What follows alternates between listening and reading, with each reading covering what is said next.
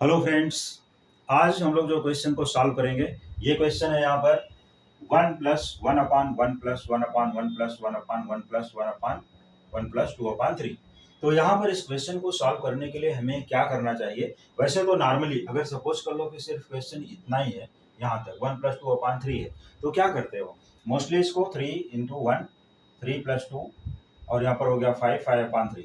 लेकिन यहाँ 1 वापस से आ जाएगा, फिर से उसका रेसिप्रोकल, और फिर यहाँ पर प्लस, फिर से 1 आएगा, फिर उसका रेसिप्रोकल करोगे, फिर से उसका प्लस करोगे, फिर यहाँ पर 1 प्लस आ जाएगा, वापस से प्लस, फिर से रेसिप्रोकल, फिर से प्लस, फिर से रेसिप्रोकल, फिर से प्लस। तो ऐसे क्वेश्चन को सॉल्व करने के लिए जो हमारा टाइम यहाँ पर वेस्ट हो जाता है, इतना टाइम तो हमारे पास होता नहीं कॉम्पिटिटिव एग्जाम्स में। तो कॉम्पिटिटिव एग्जाम जैसे अभी मान लो कि मैथमेटिक्स ओलंपियाड में भी इस टाइप के क्वेश्चंस पूछे जाते हैं, एसएससी है या अदर जितने भी पीसीएस या पीएससी टाइप के जो भी क्वेश्चंस हैं, वो जो भी एग्जाम्स हैं या जिस टाइप के क्वेश्चंस वहाँ पर आते हैं, तो उस क्वेश्चन को सॉल्व करने का टाइम होता है लेस देन 1 मिनट। कहीं पर 30 सेकंड मिलता है, कहीं 1 मिनट है, कहीं 45 सेकंड है मैक्सिमम। तो इतना सब करने में हमारा जो टाइम यहाँ पर चला जाएगा, तो उसको हमें टाइम को क्या करना है? बचाना है। तो टाइम बचाने के लिए हमारे पास क्या होना चाहिए? ट्रिक। कि इस क्वेश्चन का ऐसा कोई ट्रिक होता, मान लो कि इस क्वेश्चन का ऐसा कोई ट्रिक होता जिसको हम कुछ सेकंड्स में ही सॉल्व कर लेते, 10 सेकंड, 20 सेकंड, 30 सेकंड, बस इतने सेकंड में सॉल्व करते और हमारा करेक्ट आंसर भी आ जाता। तो ऐसे क्वेश्चन को सॉल्व करने का जो बेस्ट टू बेस्ट तरीका है और टाइम सेविंग, यहाँ पर हम पूरा का पूरा टाइम अपना बचा सकते हैं आराम से, कोई प्रॉब्लम नहीं होगी। तो देखिए, सबसे पहले हम क्या करते हैं, लास्ट का जो 2/3 है उसी को यहाँ पर लिख लेना है। क्या करना है? जो 2 है और एक 3 है, ये 2 और 3 को ले लीजिए। ये यहाँ पर हमने 2,3 किया है, ठीक है, ये 2,3 इसको हमने ले लिया। इसके बाद हमें क्या करना है? हमें आगे चलते रहना है और एक सर्कल यहाँ बना लेते हैं। यहाँ पर ये कितने 1 है वो काउंट करना। देखो 1 कितने टाइम्स यहाँ पर स्टार्टिंग का 1 है।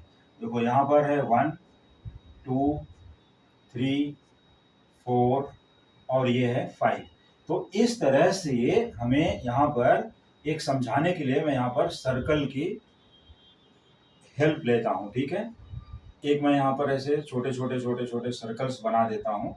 कितने सर्कल्स बनाऊंगा इस तरह से? जितना हमें वैल्यू फाइंड करना, फिर इधर से हमें इधर चलना है, तो यहाँ पर भी हम सर्कल को बना देते हैं। चलिए, कितने हो गए? 3। अब इसके बाद फिर हम एक यहाँ पर भी चलते हैं, यहाँ पर भी, और ये यहाँ पर पहुँचने के बाद अब हमारा जो फाइनल आंसर होगा उसको मैं नीचे लिखता हूँ या सामने भी लिख सकते हैं, ऐसा कुछ इशू नहीं है। तो फाइनल आंसर के लिए यहाँ पर मैं बना देता हूँ रेक्टेंगुलर बॉक्स। इस रेक्टेंगुलर बॉक्स में मैं फाइनल आंसर को छोड़ दूंगा। तो इस तरह से कितने मैंने बना दिए सर्कल? 4।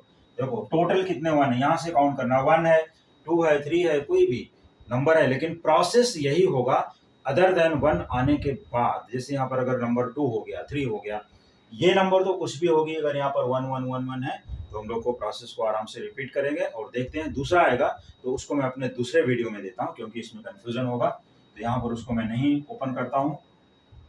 तो पहला हमें क्या करना है? देखिए 2 और 3 है, सिंपली 2 + 3 कितना होता है बताइए ना? 2 + 3 कितना होता है? 5। तो यहाँ पर हम लिख देंगे 5। अब ये 2 को भूल जाएंगे, 3 और 5 से हमारा टर्म चलेगा। 3 + 5 कितना होता है? 8। इसमें 8 एंट्री कीजिए। फिर अब 3 इधर भूलते जाइए। 5 + 8 कितना होता है? 13। 13 लिख दिया। अब इसको भी भूल जाइए। जैसे आगे बढ़ जाएंगे सिर्फ लास्ट के 2 नंबर पकड़ने हैं, बाकी को भूलते जाइए, कोई प्रॉब्लम नहीं होगी। 8 + 13 कितना आएगा यहाँ पर? ये हो गया 21।